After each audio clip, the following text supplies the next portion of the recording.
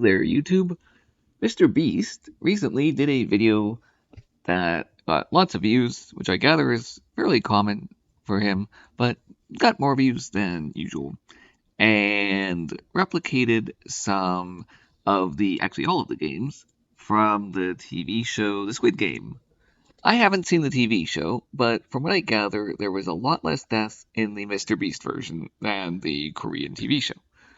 So, with that being said, the game that caught my attention was this glass bridge game. And in the glass bridge game, we have players who sequentially start to jump, and at each jump, there's a 50-50 probability that they will be safe or that they'll fall. However, once player one jumps, then player two comes up. And if player one is still on the bridge, player one doesn't actually have to move. Player one can wait for player two and can say to player two, now you jump. Because once player one jumps, player two knows exactly where to make the first jump. If player one fell through, then player two chooses the other spot. If player one still survives, player two can jump to where player one is at. All the players have to do is get across. They don't have to get there first, they just have to get there before time expires. Time, as it turns out, will be pretty important, but we'll come back to it. So, modeling the entire complicated thing is hard. There's a lot of jumps that the players have to do. Now, even though technically the math of the probability is fairly easy for one player to make all jumps correctly, that is a probability of 1/2 to the nth power, n being the number of jumps. That's a really, really small number, right? So other strategies than just trying to make all the jumps yourself are probably pretty good. But let's imagine a simplification in which there are two players, both on the stand, and either one may jump. And they have one jump to make. If they make it, then they can step to the end and they're good to go. So therefore, we'll model this as a strategic simultaneous game, and I've written the basics of it out here. We'll assign the value 1 for if they make it across and 0 if they do not make it across. That allows us to use probability in a fairly straightforward way. So the payoff for jump, meaning that they jump simultaneously, is 0.5 and 0.5. They have a 50% probability each. They may jump to the same one, they may jump to different ones, in which case, with certainty, one of them would advance and one of them would not.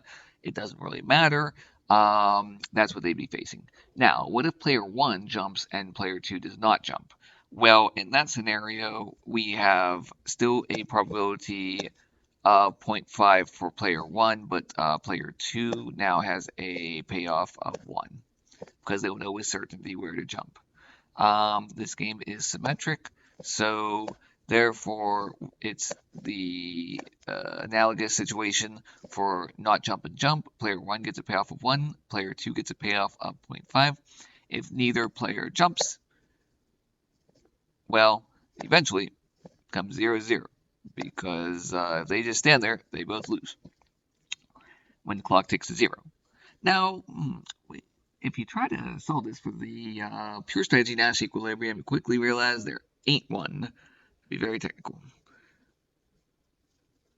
Because here's the best responses. Well, that means that we have a mixed strategy equilibrium. And well, the math on that one is, it's not that tricky, but I just don't want to do it right now. Now, at some point, that clock ticks down to a point where if the players wait any longer, they will not have time to get across. And therefore, their game actually is transformed. Their payoffs are different. Their payoffs become this 0.5. So this stays the same. Jump stays the same. But now, any jump that does not, well, oops, not 1, 0.5 and 0, 0.5, and 0 and 0. Now, we can see here that here's your best response functions. Therefore, we know jump jump is going to happen. In other words, at the point at which there is no time left except to make that jump, they will both jump. This is actually what we saw in the last stages of the game. Players who had reached the front waited and waited and waited, and then when they felt there was almost no time left, they darted, took the risk to get across. And that makes sense because why would you not do that?